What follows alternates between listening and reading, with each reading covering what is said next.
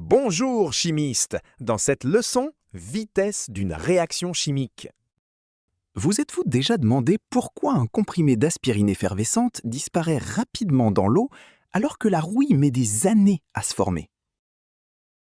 Dans cette vidéo, nous allons percer le mystère de la vitesse d'une réaction chimique.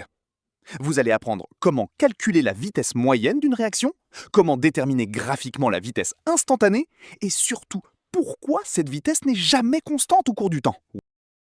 Prêt à devenir incollable sur la cinétique chimique?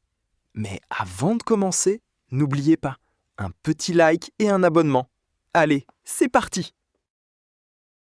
Bonjour et bienvenue dans ce décryptage. Aujourd'hui, on plonge directement au cœur d'un mécanisme invisible mais absolument fascinant, le compteur de vitesse de notre univers. On va décortiquer toute la mécanique scientifique et surtout mathématique qui se cache derrière la vitesse des transformations chimiques. Allez, c'est parti, voyons comment notre monde interagit et à quelle vitesse. Au programme de cette analyse, on va d'abord observer la rapidité, puis on passera à la vitesse moyenne et à la vitesse instantanée. Ensuite, on regardera de plus près le rôle des concentrations pour finir sur une application très concrète de tout ça, notre propre métabolisme en action. On a tous déjà fait ça. Laisser tomber un simple cachet effervescent dans un verre d'eau. Eh bien, ce geste anodin, c'est le déclenchement d'une transformation chimique hyper visuelle. Si on prend l'exemple de l'aspirine, on a de l'acide acétylsalicinique qui rencontre de l'hydrogénocarbonate de sodium. Le résultat, une libération massive et hyper rapide de dioxyde de carbone sous forme de gaz. C'est ça la fameuse effervescence. Mais face à ces petites bulles qui s'agitent, une question scientifique fondamentale se pose naturellement. Est-ce qu'on peut vraiment mesurer avec précision la vitesse d'une telle transformation ? Et surtout, est-ce que cette vitesse évolue ou bien reste-t-elle constante pendant que le cachet fond au fond du verre ? Partie 1, observer la rapidité ou comment comparer la vitesse des transformations chimiques.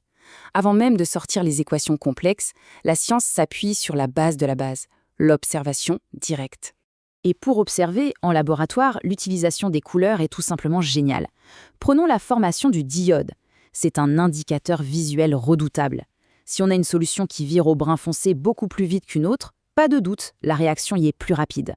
Et puis, avec un peu d'empois d'amidon et de thiosulfate, c'est encore plus précis. Dès que le thiosulfate est épuisé, bam, une coloration bleu-noir intense apparaît d'un coup. C'est un véritable chronomètre chimique visuel. On passe à la partie 2, la vitesse moyenne pour bien comprendre la vitesse chimique sur une durée. Une fois qu'on a nos repères visuels, il faut bien passer aux maths pour définir cette vitesse sur une période spécifique. Concrètement, la vitesse moyenne, ça nous donne une vue d'ensemble, une vue vraiment macroscopique. On mesure simplement le changement de l'état chimique entre un point A, le départ, et un point B, l'arrivée. Mathématiquement, c'est la variation de l'avancement, ce fameux petit x, divisé par l'intervalle de temps. Ça permet d'avoir une super idée du rythme global de l'expérience. Si on trace l'évolution de cette réaction, on obtient une belle courbe. Et cette vitesse moyenne, elle est parfaitement incarnée par la pente d'une ligne séquente, qui viendrait couper notre courbe en deux points bien distincts. Ces deux points représentent nos deux moments dans le temps, et la pente, c'est tout simplement notre taux de changement global. Par contre, attention, la vitesse moyenne a ses limites. C'est exactement comme calculer sa vitesse sur un trajet de 500 km en voiture.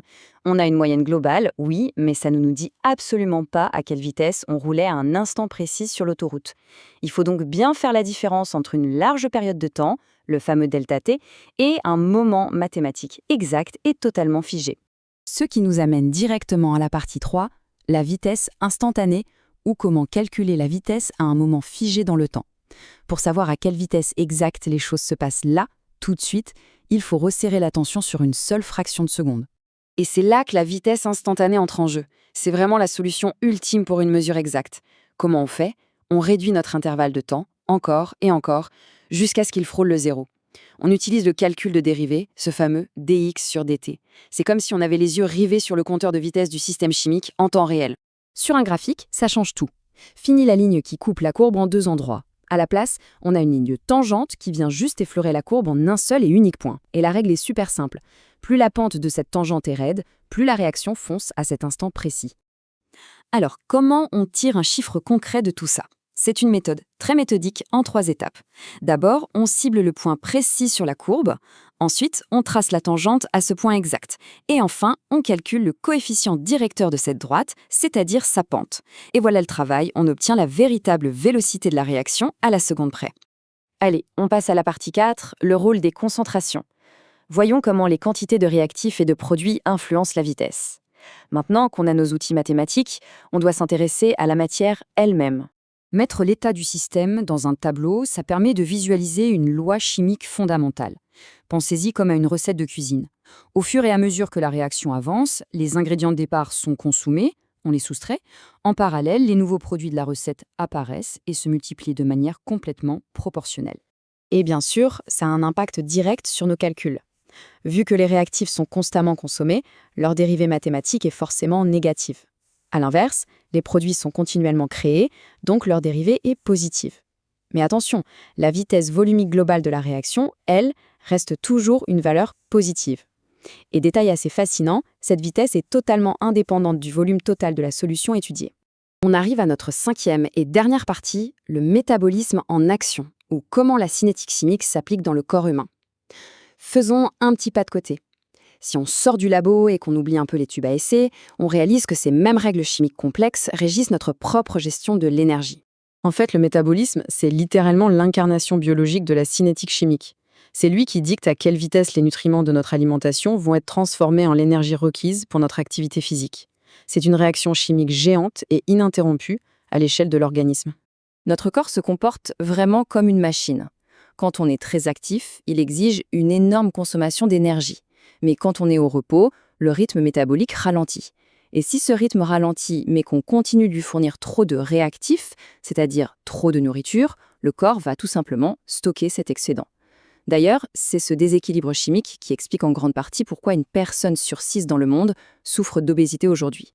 Ce qui est dingue, c'est que nos choix de tous les jours agissent comme de véritables catalyseurs ou inhibiteurs de cette vitesse.